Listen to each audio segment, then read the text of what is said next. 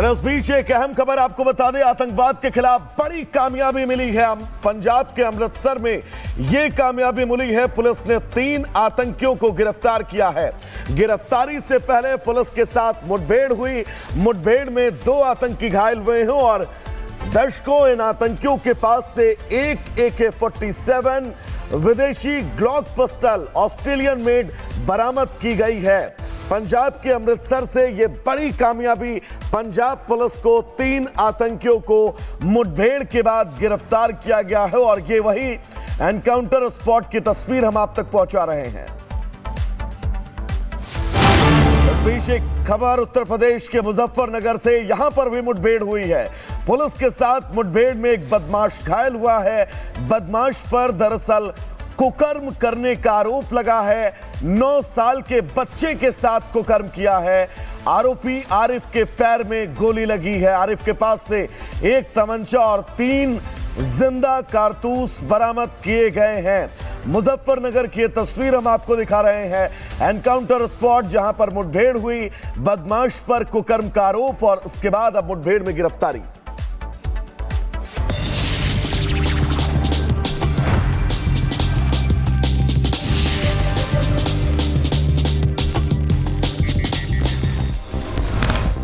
सूरत में hit and run का मामला आया सामने। तेज रफ्तार कार ने 4 वाहनों को मारी टक्कर। 2 लोगों की मौके पर मौत, 4 गंभीर रूप से घायल। दुर्घटना के समय कार में सवार थे 4 युवक। पीछे बैठे एक युवक ने लोगों को पकड़कर पुलिस के हवाले किया। चालक और अन्य युवक मौके से फरार, पुलिस तलाश में जुटी। मध्य प्रदेश के गुना में कॉम्प्लेक्स की दुकानों में भीषण आग। दुकान में आग लगने से लाखों का सामान जलकर खाक। 3 फायर ब्रिगेड समेत कई टैंकरों ने आग पर काबू पाया। मध्य प्रदेश के विदिशा से दिल दहलाने वाला वीडियो आया सामने। शादी समारोह में डांस करते वक्त एक युवती को नाचते नाचते उसकी मौत हो गई। दरअसल बहन की शादी में इंदौर से आई थी युवती। उत्तर प्रदेश के रामपुर में कूड़ा डालने को लेकर 2 पक्षों में लाठी डंडे चले। मारपीट में कई लोग घायल। मारपीट का वीडियो भी सामने आया। उत्तर प्रदेश के बुलंदशहर में नोटों की गड्डी, ब्लैक में देने पर विवाद। 2 पक्षों के बीच बाजार मारपीट। पुलिस मामले की जांच में जुटी।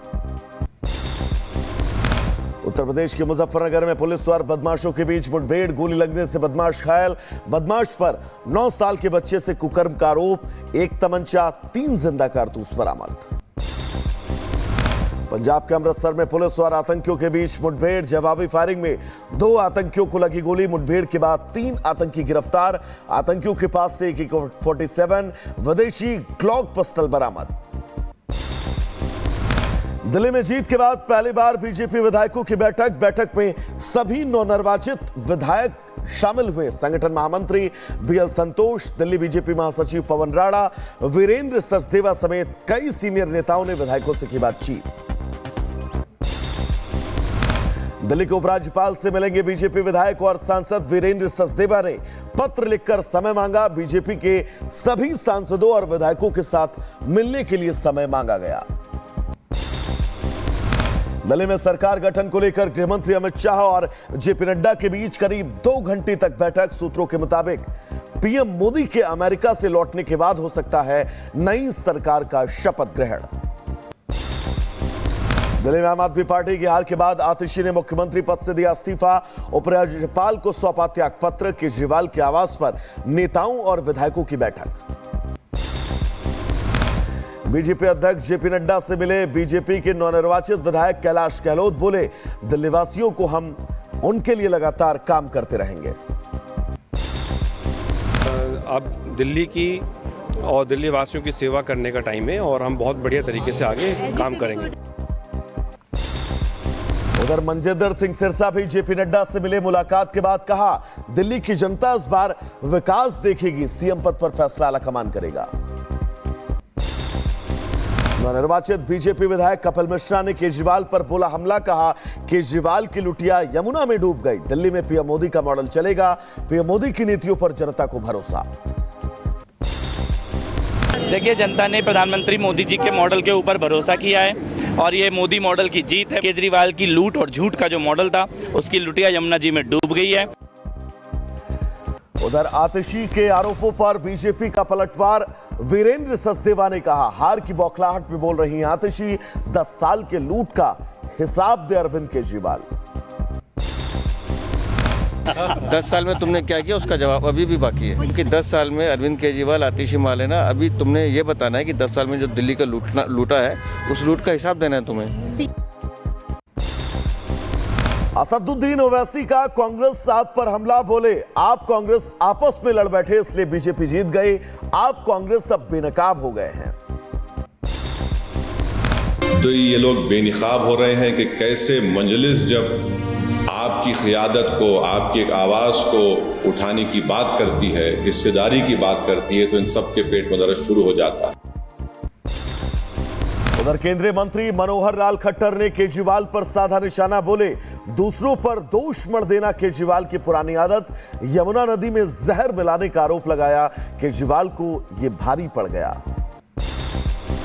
यहाँ भी इसमें यमुना में तो जो पानी हरियाणा से आता है उसमें वो जहर घोल देते हैं। हालांकि ये स्टेटमेंट उसको बहुत महंगी पड़ गई। अगर ये स्टेटमेंट न देते, अब तो चुनाव हो चुका है, आज मैं कह सकता हूं कि वो 5-7 सीटें ज्यादा ले जाते हैं। रिपब्लिक भारत से बातचीत में बोले मुस्तफाबाद बीजेपी विधायक मोहन सिंह बिस्ट। मुस्तफाबाद का नाम बदलेंगे, शिवपुरी या शिव विहार होगा नया नाम। मुस्तफाबाद में विकास के काम बहुत जरूरी हैं। जब आबादी 58% आप लोगों के आधार पर कही जा रही है तो उसका नाम आखिर शिव विहार या शिवपुरी क्यों नहीं? आज से 4 दिन के विदेश दौरे पर प्रधानमंत्री। 10-12 फरवरी तक फ्रांस में रहेंगे पीएम मोदी। फ्रांस की एआई समिट में शामिल होंगे। एआई सम्मेलन की सह अध्यक्षता करेंगे प्रधानमंत्री। आज छात्रों से परीक्षा पे चर्चा करेंगे प्रधानमंत्री। सुबह 11 बजे परीक्षा पे चर्चा करेंगे। बोर्ड एग्जाम में शामिल होने वाले छात्रों से करेंगे बात। दीपिका पादुकोण, एमसी मैरीकॉम और सदगुरु जैसी अलग अलग क्षेत्रों की हस्तियां शिरकत करेंगी। मिल्कीपुर उपचुनाव पर बीजेपी ने तार पड़ा। यादव ने विपक्ष पर साधा निशाना। बोली, जनता ने झूठ बोलने वालों को किया बाहर। हार के बाद ईवीएम पर सवाल उठाते हैं विरोधी। यूपी में 18 फरवरी से शुरू होगा बजट सेशन। राज्यपाल के अभिभाषण से सदन की शुरुआत। 20 फरवरी को पेश किया जाएगा बजट।